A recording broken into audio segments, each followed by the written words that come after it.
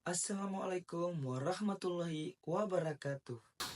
Baik, sebelumnya saya M. Rizky Hasan, mahasiswa Pendidikan Bahasa dan Sastra Indonesia, Fakultas Keguruan dan Ilmu Pendidikan, Universitas Hairek. Pada kesempatan kali ini, saya akan kembali merefleksikan tentang materi-materi yang telah saya dapatkan, yaitu tentang materi sejarah sastra Indonesia dan juga kajian puisi. Baik teman-teman, mungkin yang pertama kita akan mulai dari materi sejarah sastra Indonesia. Oke, yang pertama kita akan mulai dari apa yang dimaksud dengan sejarah dan apa itu sastra yang ada di Indonesia. Mungkin langsung saja. Sejarah adalah peristiwa dan kejadian yang benar-benar terjadi di masa lampau. Dengan arti lain, sejarah adalah peristiwa yang terjadi pada masa lalu, masa sekarang, dan masa yang akan datang. Dan sastra adalah kata yang berasal dari bahasa Sanskerta. Secara etimologi, sastra diapit oleh dua makna kata. Yang pertama adalah sas. Sas dapat berarti menunjukkan, mengarahkan, dan mengajarkan.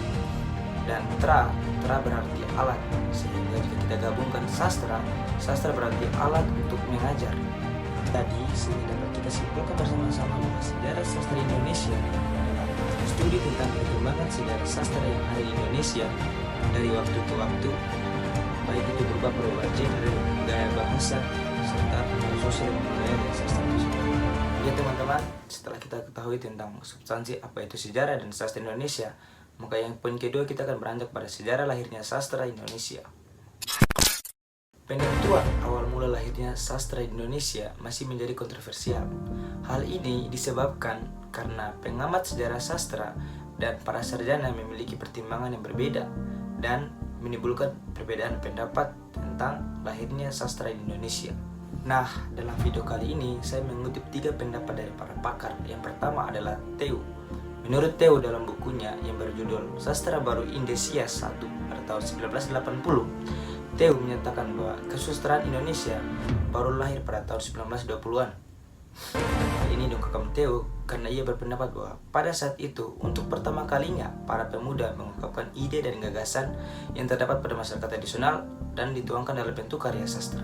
Selanjutnya, menurut Umar Yunus berpendapat bahwa sastra ada sesudah bahasa itu ada, dan karena bahasa Indonesia baru pertama diresmikan pada tahun 1928 oleh adanya Sumpah Pemuda, maka Umar Yunus berpendapat bahwa sastra Indonesia baru ada sejak tanggal 28 Oktober 1928. Namun berbeda lagi dengan pendapat dari Slamet Mulyana. Slamet Mulyana mengatakan bahwa kesusastraan Indonesia lahir bertepatan dengan lahirnya bangsa Indonesia itu sendiri, yaitu pada tanggal 17 Agustus 1945. Nah, itu tadi teman-teman, sejarah lahirnya kesusastraan Indonesia menurut pendapat dari para 3 ahli tersebut. Jadi menurut teman-teman, sebenarnya yang mana sih sejarah lahirnya sastra?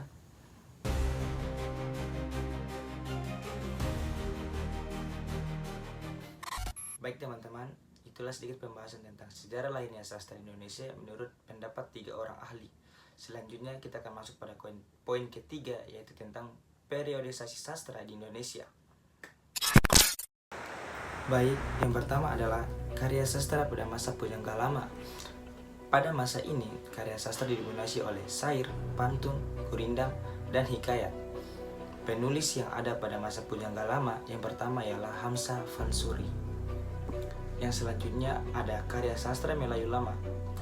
Karya sastra Melayu Lama adalah karya sastra yang berkembang di Indonesia yang dihasilkan pada tahun 1870 sampai 1942 dan berkembang di lingkungan masyarakat Sumatera. Selanjutnya ada Angkatan Balai Pustaka. Angkatan Balai Pustaka merupakan karya sastra Indonesia yang terbit sejak tahun 1920, dikeluarkan oleh penerbit Balai Pustaka, dan para penyair atau penulis yang terkenal pada masa Balai Pustaka tersebut adalah Mara Rusli, Muhammad Yamin, dan Nur Sultan Iskandar. Nur Sultan Iskandar disebut sebagai raja pada masa Balai Pustaka disebabkan ia menghasilkan dan menciptakan banyak karya-karya sastra. Selanjutnya ada sastra Pujangga Baru. Pada masa ini terbit pula majalah Pujangga Baru yang dipimpin oleh Sultan Takdir Alis Jahbana beserta Amir Hamzah dan Armin Pane. Selanjutnya ada karya sastra pada angkatan 1945. Karya-karya sastra pada angkatan ini banyak bercerita tentang perjuangan merebut kemerdekaan, seperti halnya puisi Hairil Anwar dan kemudian Natal. Setelahnya ada angkatan 1950. Pada angkatan ini, munculnya gerakan komunis di kalangan sastrawan yang tergabung dalam lembaga kebudayaan rakyat yang disebut dengan Lekra. Penulis pada angkatan 1950 ialah Acip Rosidi, Sitor Situmorang, dan W.S. Rendra. Setelahnya ada angkatan 1966. Penyair atau penulis yang terkenal pada angkatan tersebut ialah Supardi Djoko Damono, Sutarti Kalsumbari, dan Taufik Ismail. Selanjutnya, pada angkatan reformasi 1998, beberapa penulis yang terkenal seperti Ayu Utami dan Habibur Rahman El Shirazi sampai nulis novel ayat-ayat cinta. Dan yang terakhir adalah angkatan 2005 sampai sekarang ini dengan beberapa penulis yang terkenal seperti Andrea Hirata yang menulis novel Laskar Pelangi dan juga ada Oki Madasari. Baik teman-teman, setelah kita mengetahui periode sastra yang ada di Indonesia, sekarang kita akan mencari tahu apa saja sih cabang ilmu sastra. Cabang ilmu sastra dibagi menjadi 3. Yang pertama adalah sejarah sastra, yang kedua adalah teori sastra, dan yang ketiga adalah kritik sastra. Yang pertama adalah sejarah sastra. Sejarah sastra mempelajari bagaimana bentuk karya sastra seperti puisi, prosa, dan drama muncul lalu berkembang dan berubah dari waktu ke waktu. Yang kedua yaitu teori sastra. Teori sastra merupakan cabang ilmu sastra yang fokus pada konsep-konsep dasar sastra. Yang termasuk dalam teori sastra di sini ialah yang pertama adalah teori strukturalisme, yang kedua adalah psikologi sastra, yang ketiga adalah teori sosiologi sastra, dan yang keempat adalah teori semiotika, dan yang kelima adalah teori hermeneutika. Dan yang ketiga atau yang terakhir yaitu kritik sastra. Kritik sastra adalah kegiatan untuk meneliti, menafsirkan, dan menilai suatu karya sastra dengan kritis dengan menggunakan teori-teori karya sastra. Ya teman-teman, itulah cabang-cabang ilmu sastra. Dan sekarang kita akan masuk pada poin kelima atau poin yang terakhir dalam materi sejarah sastra, yaitu karya sastra. Yang termasuk dalam karya sastra, yang pertama adalah prosa, yang kedua adalah puisi, dan yang ketiga adalah drama. Yang pertama adalah prosa. Prosa adalah bentuk tulisan bebas yang tidak terikat oleh aturan, seperti irama dan rima, seperti halnya puisi. Sedangkan puisi adalah sebuah karya sastra yang terikat oleh aturan, seperti irama, rima, diksi, majas, dan masih banyak lagi. Sedangkan drama adalah karya sastra yang ditulis dalam bentuk dialog dan diperankan oleh aktor di atas panggung.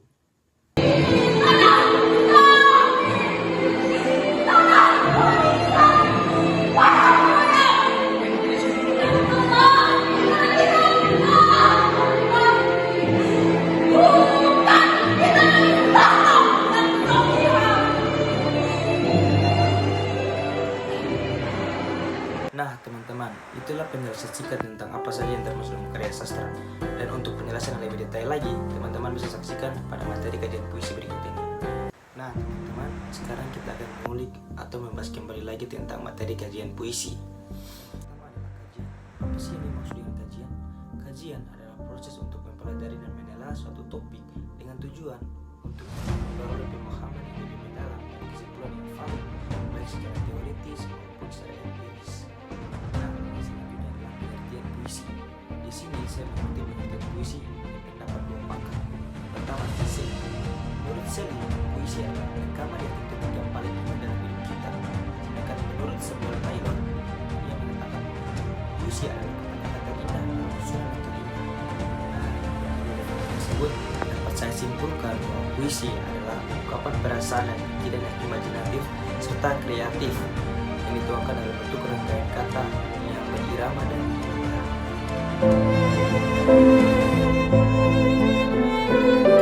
selanjutnya adalah jenis-jenis puisi.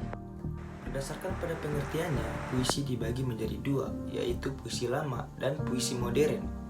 Yang termasuk dalam puisi lama yaitu adalah mantra, syair, gurindam, talibun, seloka, dan karmina. Sedangkan yang diklasifikasi sebagai puisi modern adalah balada, romansa, puisi lirik.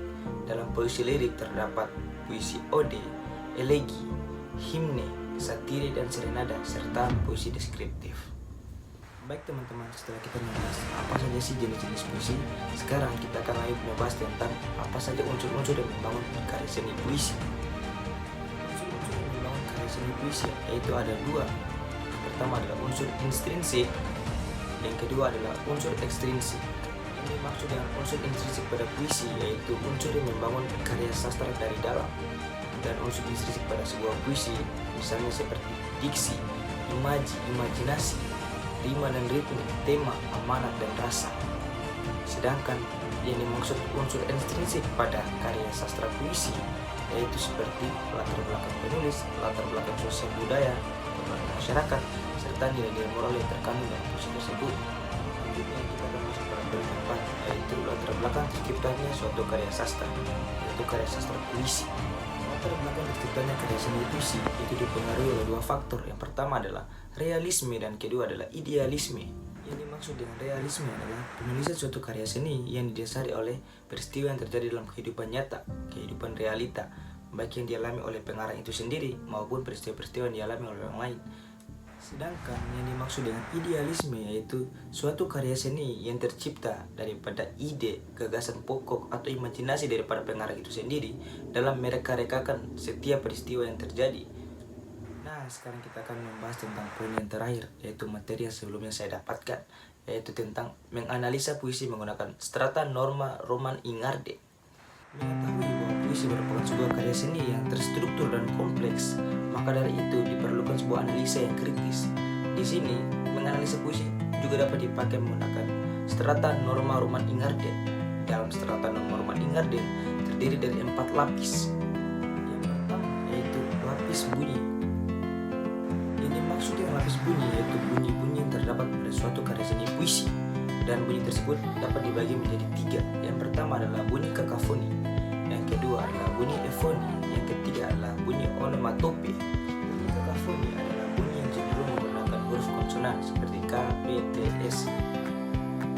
Bunyi efoni adalah bunyi yang menggunakan huruf vokal A, I, U, E, O. Sedangkan bunyi onomatope adalah bunyi yang merupakan peniruan dari bunyi alam seperti bunyi angin, bunyi pasir, bunyi ombak, dan masih banyak lagi. Kedua adalah lapis arti. Lapis arti mempelajari bagaimana setiap suku kata atau fonem yang terdapat pada baris puisi memiliki makna. Selanjutnya ada lapis ketiga atau lapis dunia, di mana dalam lapis dunia terdapat objek-objek seperti latar waktu, latar tempat, dan latar suasana. Juga terdapat peran pelaku serta dunia pengarang. Ada lapis luar dan lapis dalam, di mana pada lapis berlapis dalam mempelajari dan menelaah makna-makna tersirat yang terkandung dalam bentuk puisi. Dan yang kelima atau yang terakhir yaitu lapis metafisis. Dalam lapis metafisis mempelajari tentang bagaimana peristiwa tragis, menakutkan, mengerikan, bahkan hingga peristiwa baik maupun peristiwa suci yang dapat menjadi perenungan bagi setiap para pembaca. Dalam arti lain, bahwa lapis metafisis menjelaskan nilai-nilai moral yang terkandung dalam sebuah karya seni puisi. Nah, teman-teman, itulah penjelasan singkat saya tentang materi sejarah sastra Indonesia serta kajian puisi. Mohon maaf apabila dalam penyampaian materi ada salah kata yang dapat menyinggung perasaan teman-teman. Menyadari bahwa saya adalah hamba yang tak luput dari banyak salah. Oleh karena itu, saya mengucapkan terima kasih banyak kepada teman-teman yang telah menonton hingga selesai. Akhir kata, kebersamaan adalah hal terindah dalam setiap kehidupan. Wabillahi taufiq wal hidayah. Wassalamualaikum warahmatullahi wabarakatuh. Salam Hasa dan Sastra.